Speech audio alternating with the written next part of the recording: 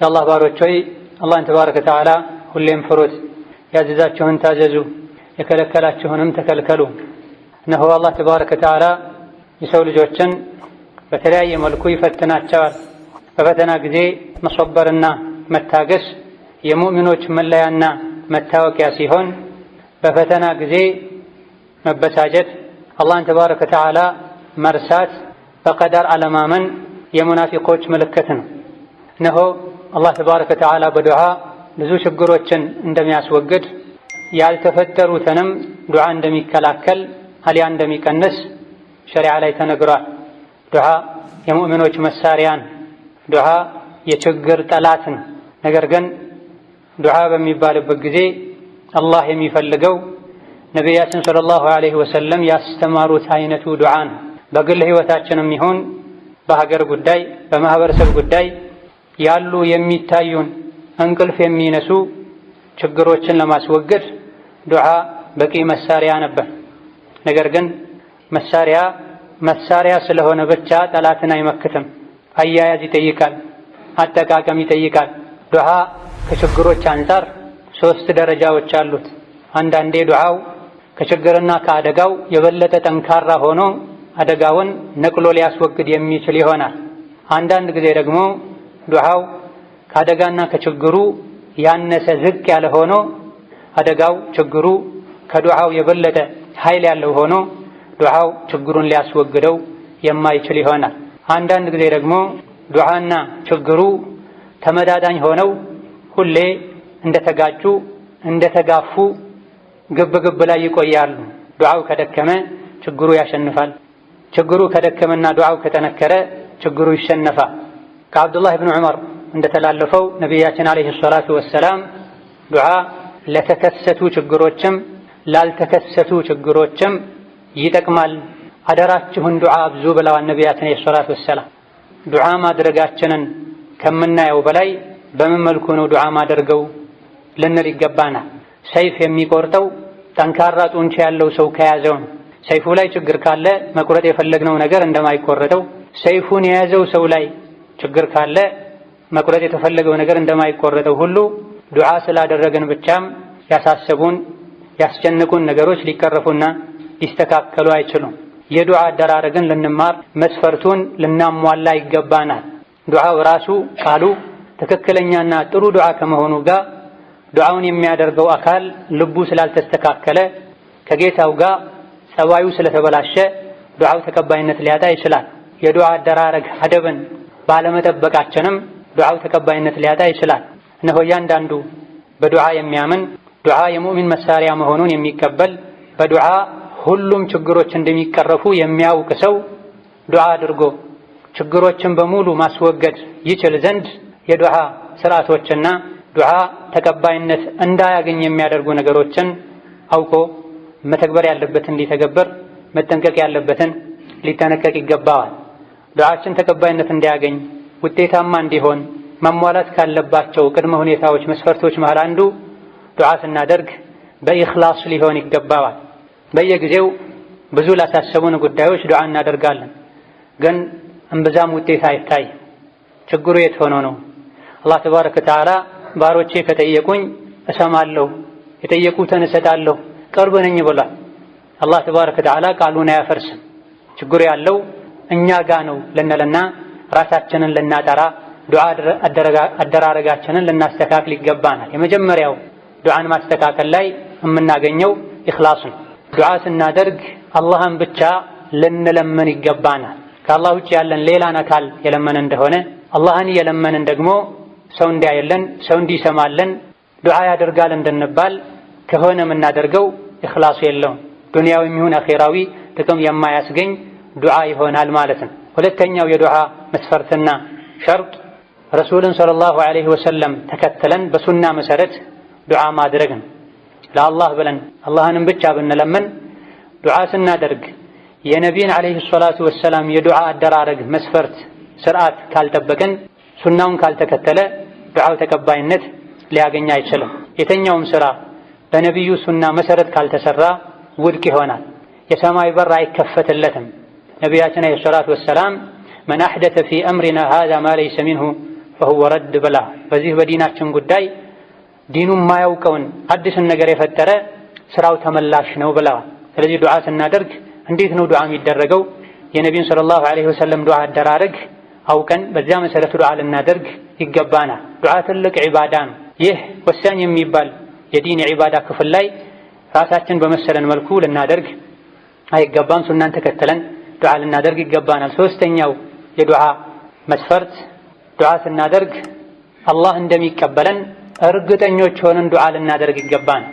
ለማንኛውም ዱዓ ላድርግ ሳይሆን በእርግጠኝነት አላህ ቅርብ ነው፣ ሰሚ ነው፣ እኔ አደቡን ጠብቄ ጸባዬን አሳምሬ ከጠየቅኩት አያሳፍረኝም ያደርግልኛል ብለን በእርግጠኝነት ዱዓ ልናደርግ ይገባናል።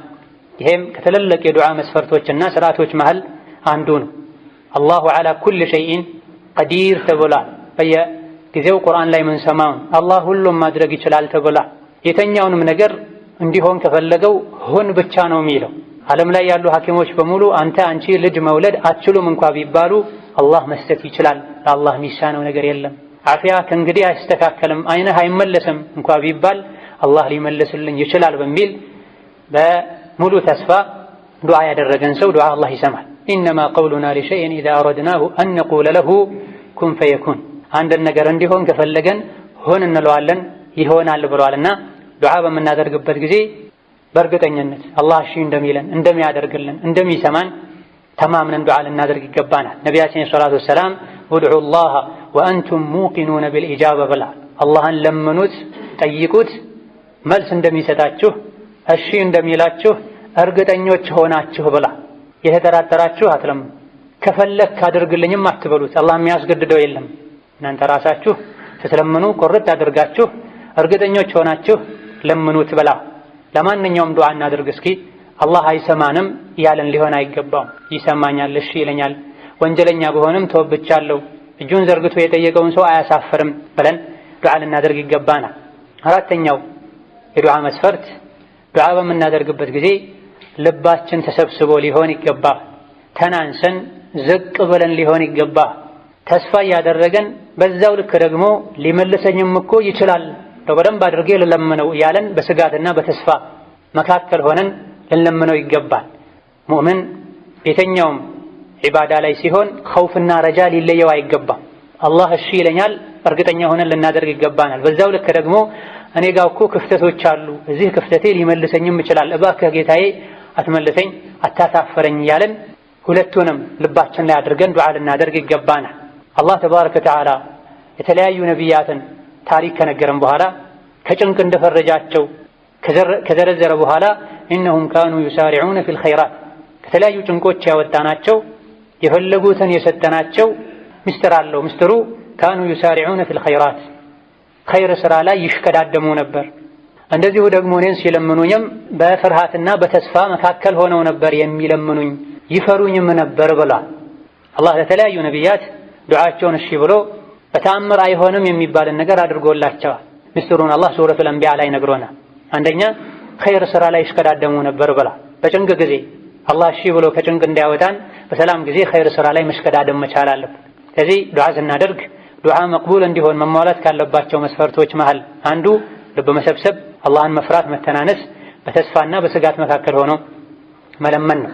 ወከዛሊክ ነቢያችን ሰለላሁ ዐለይሂ ወሰለም ወዕለሙ አነ አላህ ላ የስተጂቡ ዱዓአን ሚን ቀልቢን ላሂን ብላ እወቁ አላህ ተባረከ ወተዓላ ዱዓን አይቀበልም ዝንጉ ከሆነ ቀልብ፣ ቸልተኛ ከሆነ ቀልብ ብላ። ዱዓ እያደረጉ የሚጫወቱ የሚመስሉ ግራ ቀኝ የሚያዩ ሰዎች አሉ። ለስሙ ብቻ ግማሽ ደቂቃ ሁሉ ለማይሞላ ጊዜ እጃቸውን አንስተው ወዲያውኑ ፊታቸውን አብሰው የሚሰናበቱ ሰዎች አሉ። ልባችን ተሰብስቦ ልባችንም ፊታችንም ወደ አላህ ወደ ቂብላ ዞሮ ዱዓ ያደረገን እንደሆነ አላህ ተባረከ ወተዓላ ይቀበለናል። እነዚህና መሰል የሆኑ የዱዓ መስፈርቶችን አሟልተን ዱዓ ካደረገን አላህ ተባረከ ወተዓላ ዱዓን ይቀበላል። ዱዓውን ላይ ይቀበለን የጠየቅነውን ላይ ሰደን ለምኑኝ አላል። ይህ እንዳለ ሆኖ ግን መስፈርቱን አሟልተን ዱዓ ከማድረጋችንም ጋር ዱዓው መቅቡል እንዳይሆን የሚያደርጉ ከልካዮች አሉ። ዱዓችን በአማረ መልኩ እንኳ የተደረገ ቢሆን መቅቡል እንዳይሆን መልስ እንዲያጣ ከሚያደርጉ ነገሮች መሃል አንዱ ወንጀል ላይ መውደቅ፣ የምንበላው ነገር ላይ፣ የምንጠጣው ነገር ላይ፣ የምንለብሳቸው ነገሮች ላይ ህይወታችን ላይ ሐራም ከተቀላቀለ በሐራም ከተነጃጀሰን ዱዓችን ተቀባይነት አያገኝም። የተለያዩ ዱዓ መቅቡል እንዲሆን የሚያደርጉ ነገሮች አሉ ሐዲስ ላይ የሚታወቁ መንገደኛ መሆን፣ መጎሳቆልና መቸገር፣ እጅን አንስቶ መለመን፣ አላህን ተባረከ ወተዓላ በመልካም ስሞቹ መጠየቅ። እነዚህም በሙሉ ያደረገ የአንድን ሰው ታሪክ ነቢ ተናገሩ። መንገድ ያበዛል፣ ሰውነቱ ተጎሳቁሏል፣ እጁን አንስቶ ጌታዬ ሆይ ጌታዬ ሆይ ያለ ይማጸናል። ግን ወመጥዐሙሁ ሐራም፣ የሚበላው ሐራም ነው፣ የሚጠጣው ሐራም ነው፣ የሚለብሰው ሐራም ነው፣ ሰውነቱ የተቀለበው የደለበውም በሐራም ነው። ፈአና ዩስተጃቡ ለሁ፣ እንዴት መልስ ያገኛል ዱዓ? ነቢ ሰለላሁ ዐለይሂ ወሰለም ዱዓ መቅቡል እንዲሆን የሚያደርጉ ነገሮችን አሟልተዋል። ያ ረብ ያ ረብ ያለን መንገደኛ ነው፣ ሙሳፊር ዱዓው መቅቡል ነው ብሏል ነቢ ሰለላሁ ዐለይሂ ወሰለም። ተቸግሯል፣ ተጎሳቁሏል፣ ረቢ ኢኒ መሰኒ የዱር የተወሱል አይነቶች አንዱ ያሉበትን የችግር ሁኔታ እየዘረዘሩ ለአላህ እየገለጹ ዱዓ ማድረግ። ጌታዬ ሆይ ተቸግሬያለሁ፣ አንተ ደግሞ አዛኝ ነህ፣ ለተቸገረ ትደርሳለህ እያሉ እንዲያዝንልን ማድረግ ዱዓ መቅቡል እንዲሆን ያደርጋል። እዚህ ጋም ይህ ግለሰብ ላይ ይሄ ሁኔታ አለ። ነገር ግን ዱዓው መቅቡል እንዳይሆን የሚከለክል ነገር አለ። የሚበላው ሐራም ነው አሉ ነቢ ሰለላሁ ዐለይሂ ወሰለም። የሚጠጣው የሚለብሰው ሐራም ነው፣ ሰውነቱ የደለበው በሐራም ነው። እንዴት ዱዓው መቅቡል ይሆናል? ስለዚህ ሪባን እየበላን ገቦን እየበላን እያበላን የየቲምን ሐቅ እየነካን እየሰረቀን እያጭበረበረን የተለያዩ አላህ የሚጠላቸው ነገሮችን እያደረገን የሌሊቱ መጨረሻ አላህ ቅርቧ ሰማይ ላይ ወርዶ ማነው የሚለምነኝ ማነው ምህረት የሚጠይቀኝ የሚልበት ሰዓት ላይ እንኳን ቆመን ዱዓ ብናደርግ እነዚህ ነገሮችን ካራቀን ከሐራም ካልጠራን ዱዓችን ተቀባይነት ሊያገኝ አይችልም። ስለዚህ ዱዓችን መቅቡል እንዲሆን ከፈለገን ከሐራም ልንጠራ ይገባናል። ከደጋ ቀደምቶች መሃል አንዱ ዱዓዬ ምላሹ ዘገየ አትበል፣ የዱዓ ምላሽ ወደ አንተ የሚመጣበትን በር በወንጀል ዘግተኸው ሳለ ብለዋል። ሁለተኛው ዱዓ መቅቡል እንዳይሆን ከሚከለክሉ ነገሮች ውስጥ መቸኮልና ዱዓን መተውን። ዱዓ አረኩኝ ምንም መልስ አላገኘሁም ስለዚህ ዱዓ አይጠቅምም ማለት ነው ብሎ ተቻኩሎ ዱዓን መተው ዱዓችን ተቀባይነት እንዳያገኝ ያደርገዋል። ነቢያችን ሰለላሁ ዐለይሂ ወሰለም ዱዓችሁ መልስ ያገኛል እስካልቸኮላችሁ ድረስ ዱዓ መቅቡል እንዳይሆን የሚያደርግ ችኮላ ምንድነው ሲሏቸው ዱዓ አረኩኝ ግን መልስ አላገኘሁም እስካላላቸው እኛ ዱዓውን መቀጠል አለብን። የተኛውም ሰው መስፈርቱን አሟልቶ ዱዓ አድርጎ ከልካይ ነገሮችን ርቆ አላህ ባዶ እጁን አይመልሰው፣ የሚያገኘው ጥቅም አለ። ስለዚህ ዱዓችን መቅቡል እንዲሆን መሟላት ካለባቸው ነገሮች አንዱ ችኮላን መተው። ሁለት ሶስቴ አንድ ወር ሁለት ወር ሶስት ወር ዱዓ አድርጎ ማቆም ሳይሆን መልስ እስክናገኝ ድረስ መፍትሄ እስኪመጣ ድረስ ሌት ተቀን ዱዓ ማድረግ አለብን። መስፈርቱን ያሟላ ዱዓ ካደረገን አንድ ቀን ዱዓችን መልስ ያገኝ። ያሳሰቡን ያስጨነቁን ነገሮች ሁሉ ይጠፋሉ። የተመኘናቸው ነገሮችንም ለኛ የሚበጁ እስከሆኑ ድረስ አላሁ ተባረከ ወተዓላ ይሰጠናል። ወሀከዛ ዱዓ መቅቡል እንዳይሆን ከሚከለክሉ ነገሮች አንዱ አላህ እኛ ላይ ግዴታ ያደረጋቸው ዋጅባቶችን መተውን። መልካም ስራን መስራት ዱዓ መቅቡል እንዲሆን ሰበብ እንደሆነ ሁሉ ዋጅብን መተው ዱዓችን ተቀባይነት እንዲያጣ ከሚያደርጉ ነገሮች መሃል አንዱ። ነቢያችን ሰለላሁ ዐለይሂ ወሰለም በመልካም እዘዙ ከመጥፎ ከልክሉ፣ ይሄን ካላደረጋችሁ አላህ ተባረከ ወተዓላ አደጋን ችግርን ያመጣባችኋል፣ ከዛ በኋላ አንሳልኝ ብላችሁ ብትለምኑትም አይሰማችሁም ብላ። መመካከር ወንጀለኛን ተው ማለት ግዴታን የተወሰው አላህ ግዴታ ያደረገብህን ነገር አድርግ ብሎ ማዘዝ፣ ዳዕዋ ማድረግ፣ እንዳቅሙ ሁሉ መምከር የነቢዩ ሙሐመድ አለይሂ ሰላቱ ወሰላም ኡመት መለያና የሙእሚኖች ሁሉ ግዴታ። ከእናንተ ውስጥ ወንጀልን ያየ በእጁ ያስወግድ፣ ያልቻለ በምላሱ ይናገር፣ ያልቻለ በልቡ ይጥላ ብለዋል ነብዩ ሰለላሁ ዐለይሂ ወሰለም።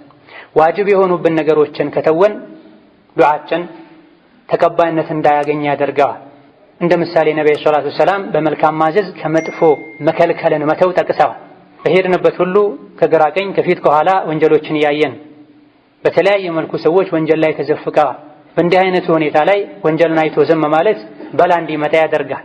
የተለያዩ አይነት በላዎች ዋጅብን በመተዋችሁ መመካከርን ቸላ በማለታችሁ ምክንያት በላ ይመጣባችኋል፣ የአላህ ቅጣት ይመጣባችኋል። ከዛ በኋላ አላህን አንሳልን ብላችሁ ብትለምኑትም እሺ አይላችሁም ብላ የባሰው እንዳይመጣ መመካከር ተው ማለት። አይ ካልንና ወንጀልን አይተን ዝም ካለን ከአኺራ በፊት እዚሁ ዱንያ ላይ እንደሚቀጣን ተነግሮናል። ይህ በእንዲህ እንዳለ ዱዓ ከማድረጋችን ጋር የጠየቅነውን አይነት ምላሽ ላናገኝ እንችላል።